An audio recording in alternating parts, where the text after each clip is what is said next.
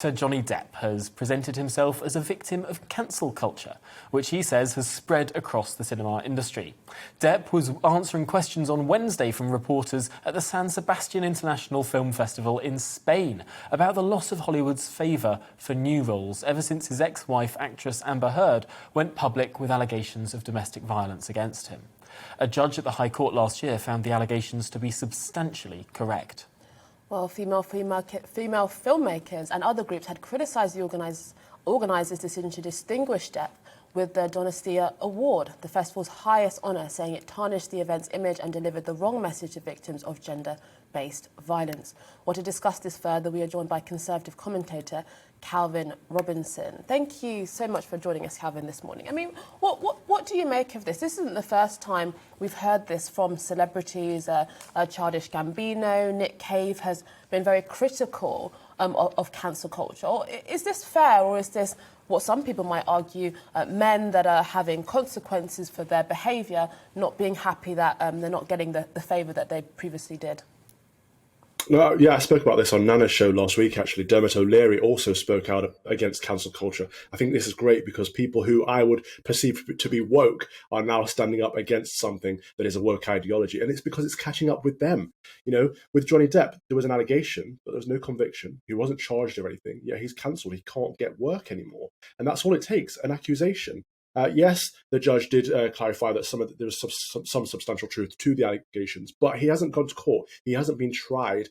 He hasn't faced justice. And that's what this is about, because self-righteous or arrogant people cancel you for something that they perceive you to have done or said wrong in the past at any point. And we're seeing, historical mistakes, tweets people sent 10 years ago, cancelling their future opportunities. Ancestral sin, things that your forefathers did before you even conceived, are now counting against you. And that's what this is. It's sin. Let's not call it anything else. It's sin without forgiveness, though. There's no redemption. If you make a mistake, that is it, you're written off. But of course, we're all fallen. We're all sinners. No one's perfect. So we're all going to fall foul of this eventually. And I think that's what people are starting to realize. The woke lot are like, okay, well, we've cancelled all the bad guys. They're going to come for us next. Who's going to stop us getting cancelled?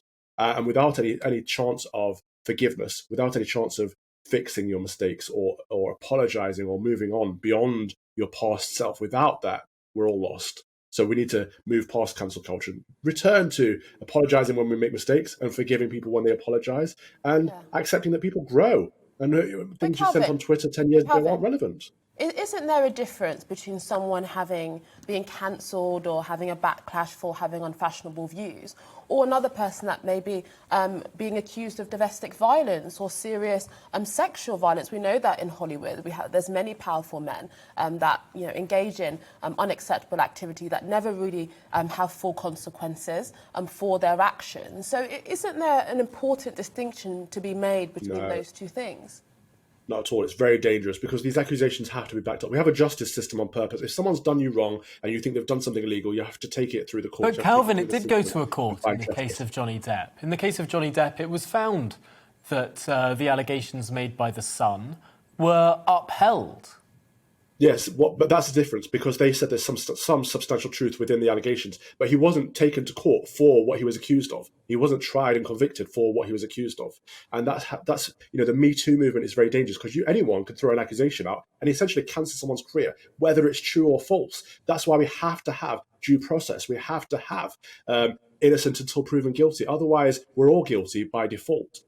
We've seen this. It just strikes me that in this particular case, it's much more of an edge one, because there was due process. There was a long and protracted legal case trying to assess whether the allegations made in the Sun newspaper were correct or not, and the Sun won that case. So, to me, but that was a case about the words used about the accusation. It wasn't a case whether he did those things or not. There's a different fight between libel and slander law versus someone who may have committed domestic abuse. And now, if he's abused someone, he should be tried for that and prosecuted for that, and he should be sent down for that. But the problem is, if we get to the nitty-gritty of this one particular case, we lose the broader sight of what's going on here, in that we're giving people the power to end people's careers over accusations. That should never, ever be the case. It And we've seen hasn't this been ended, really. with not just sex, not just gender. We've seen the same thing with race. You can throw the accusation around now and say that person's a racist. You don't have to provide any evidence. You don't have to back it up in any way, shape, or form. And that person is tainted for life, and there's no redemption.